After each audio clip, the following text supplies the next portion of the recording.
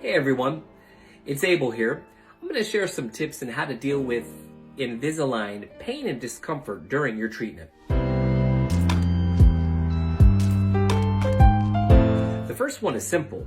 Drink chilled water. To numb the hurting area, drinking ice cold water comes in handy.